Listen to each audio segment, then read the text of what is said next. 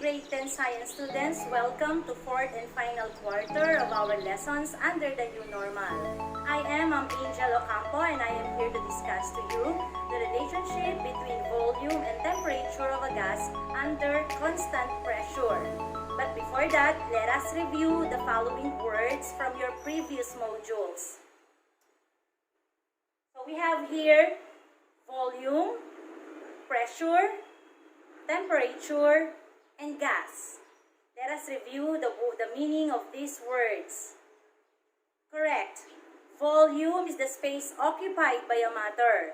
We're going to express it in milliliters or liters. The next word is pressure. Pressure is the amount of force per unit area. We express it in atmosphere or pascals. Next word is temperature. Temperature is the measure of how hot or cold something is.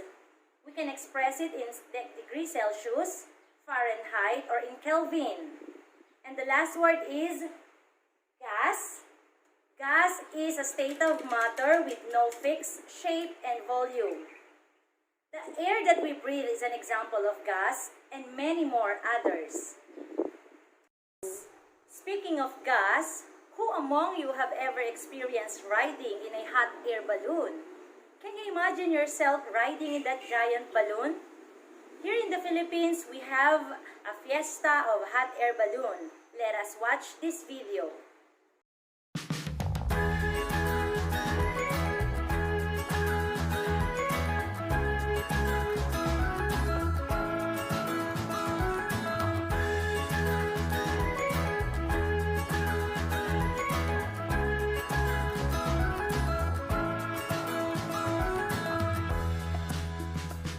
The Philippine International Hot Air Balloon Fiesta is an annual 4-day event held between January and February at the Clark Freeport Zone in Pampanga.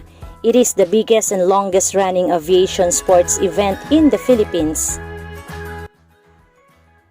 How does a hot air balloon works?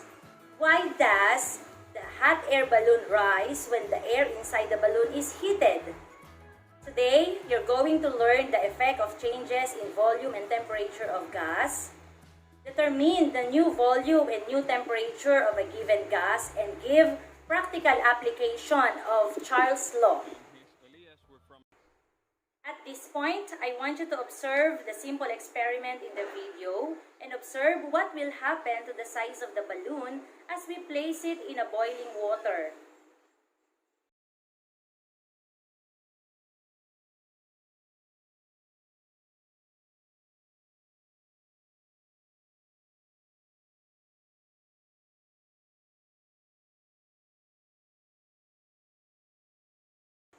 What is your observation in the experiment? Correct. The volume of the balloon becomes bigger or it expands as we put it in a water with high temperature. That is the science behind a hot air balloon. The volume and temperature of gas is directly proportional. It is Jacques Charles, a French scientist who first investigated on this relationship. He stated that at constant pressure, the volume and temperature of gas are directly proportional.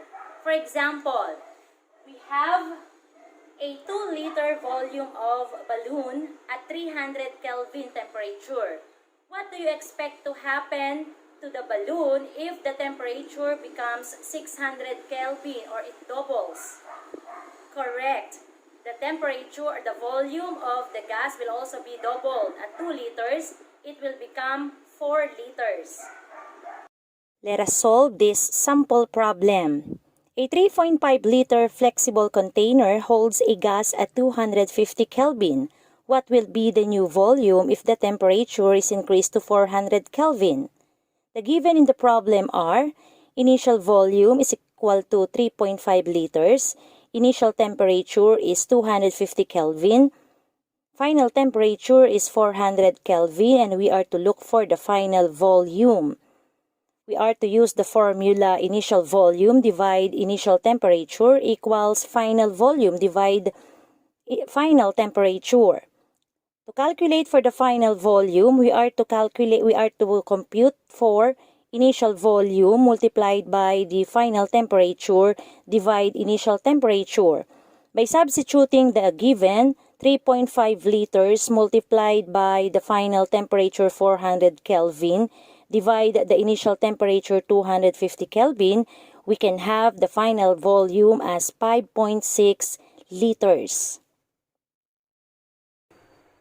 In our daily lives, where do you usually observe this relationship?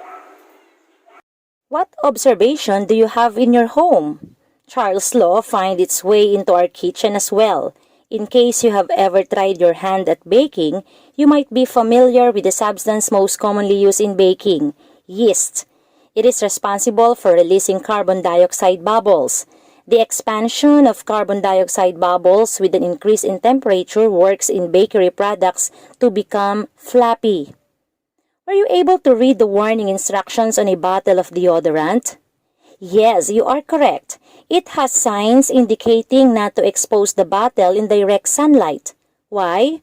The answer lies in Charles' law. Under high temperature, the air molecules inside the bottle will expand, which can lead to bursting of the deodorant bottle spray. I know you've got more observations around you on your everyday application on this law. Again, what is the relationship of volume and temperature of gas? Correct. The volume of a gas is directly proportional to temperature. If there is an increase in temperature, there will be an increase also in volume. And how do you calculate for the new temperature of volume or gas? We use the formula initial volume divide initial temperature equals the final volume divide the final temperature. If you don't have any more question, I want you to get your science notebook and turn your module to page 13 and let us answer problem number 1 for set A. We're going to use these rubrics in evaluating your work. Calculate for the problem, fluorine gas at 300 Kelvin occupies a volume of 50 liters. To what temperature should it be lowered to bring the volume to 30 liters? The same solution and answer to that problem? Congratulations! You all learned well today. I want you to have an advanced reading on the next law, the Gay-Lussac's law, in your self-learning module.